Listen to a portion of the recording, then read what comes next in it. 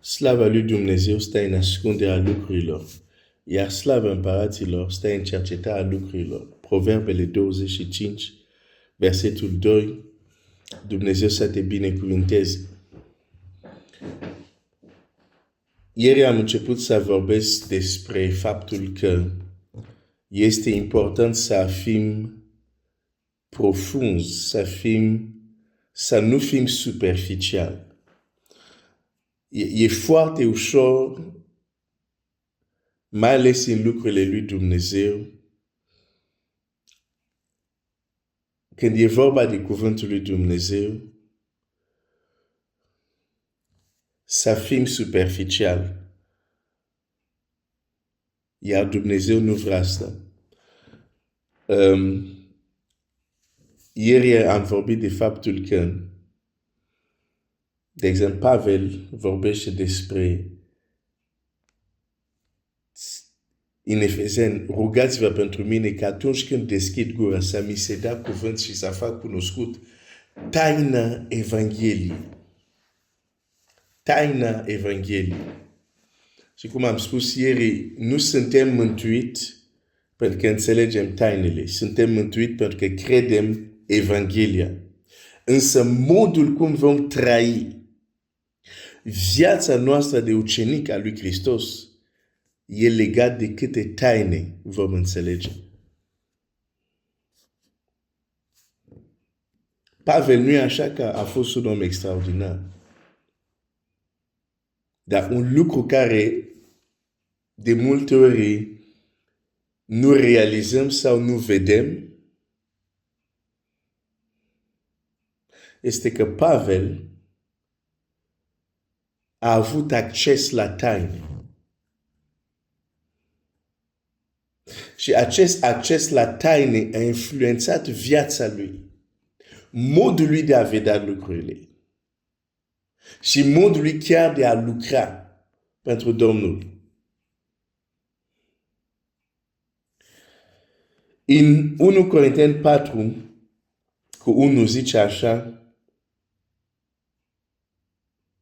iată cum trebuie să fim priviți noi, ca niște slujitori ai lui Hristos și ca niște ispravnici ai tainelor lui Dumnezeu.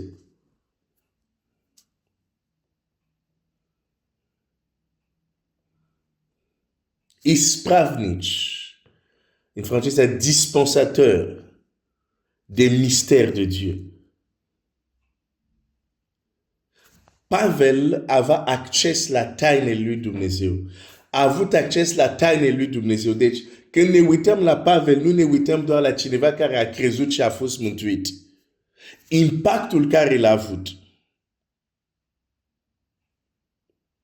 Impactul care îl mai are și astăzi, după 2000 de ani, prin scrierile lui, e pentru că este un om care a avut acces la taine. Și aici chiar zice să fim priviți ca niște slujitori al lui Hristos. Dar slujitori al lui Hristos sunt niște ispravnici. Chiar sunt curios în engleză asta cum sună. 1 Corinthiens 4.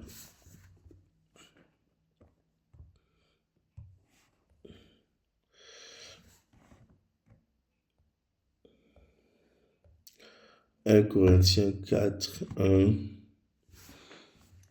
1. Așa, stewards, manager, da? Noi suntem manageri ai tainele lui Dumnezeu. Ispravnici. Cu alte cuvinte, i s-a încredințat, Dumnezeu i-a încredințat taine. Și el, ca un manager bun, trebuie să le dea mai departe, trebuie să le distribuie. Dar Pavel era un om care avea acces la tainele lui Dumnezeu. Ce înseamnă o taină? Un adevăr ascuns.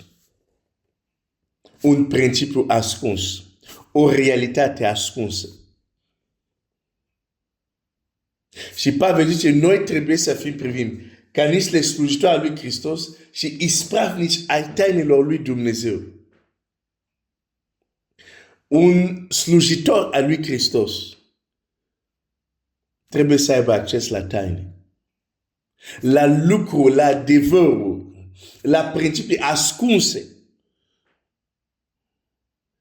dar care sunt descoperite. Când te uiți la oameni din Scriptura, eroi ai credinței, mulți dintre ei, dacă te uiți atent, o să-ți dai seama că cunoșteau anumite taine.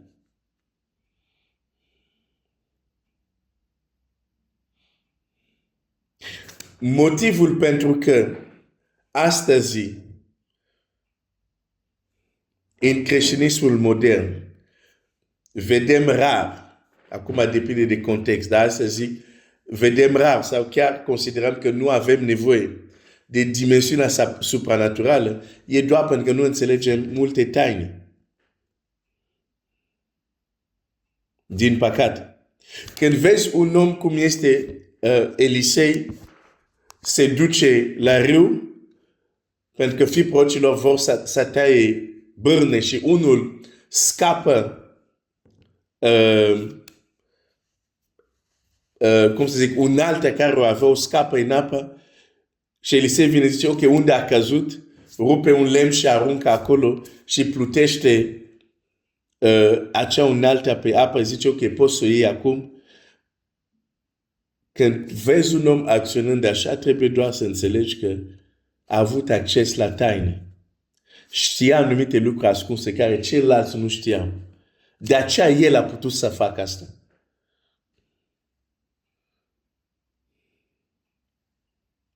Dar am impresia că generația de astăzi,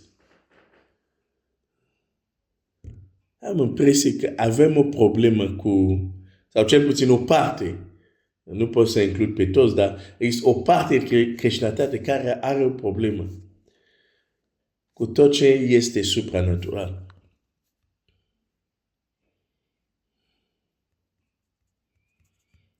Și când mă uit la Scriptura, cei care au avut acces la taine, totdeauna, fără nicio excepție, aveau acces la supranatural. Aceste lucruri merg împreună.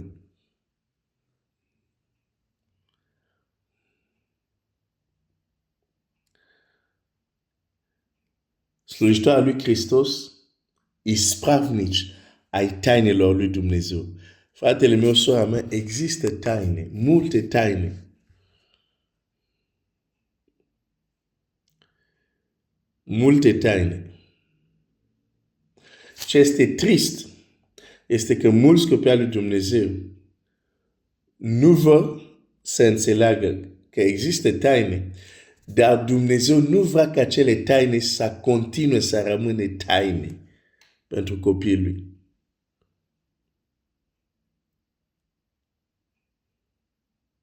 De fapt, Dumnezeu vrea ca multe din aceste taine să ne fie descoperite. Nu așa a zis Domnul Iisus, vouă, spune la ucenicii lui, vouă v-a fost dat să cunoașteți tainele împărăției lui Dumnezeu. În Matei 13. Vouă v-a fost dat să cunoașteți tainele împărăției lui Dumnezeu. Pentru că nu este dat la toată lumea. Domnul Iisus zice, pentru cei de afară, ei aud doar pilde. Dar voi v-a fost dat să cunoașteți tainele împărăției lui Dumnezeu. Cei care au acces la taine, cu adevărat la taine, nu mai sunt oameni superficiali. Și o caracteristică în viața lor este că n-au nicio problemă cu supranaturalul.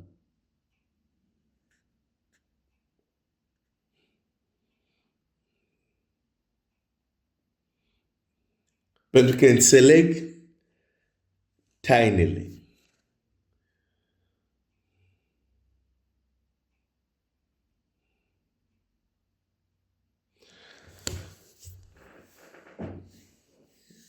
Chiar, o să termin cu întrebarea. Am zis că nu vreau să fiu lung săptămâna asta. Să opresc la 10 minute. Să continui mâine. Chiar, sincer, stai și te gândești. Uită-te la ce știi tu de creștinătate astăzi, da? Stai și te gândești și pune-ți această întrebare. Suntem profund sau superficial? Avem acces la taine sau nu?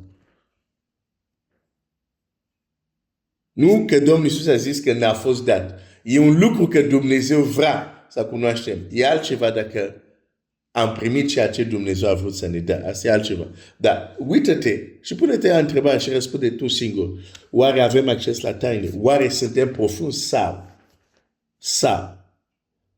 Uite, cu această întrebare închei astăzi. Dumnezeu să te binecuvinteze.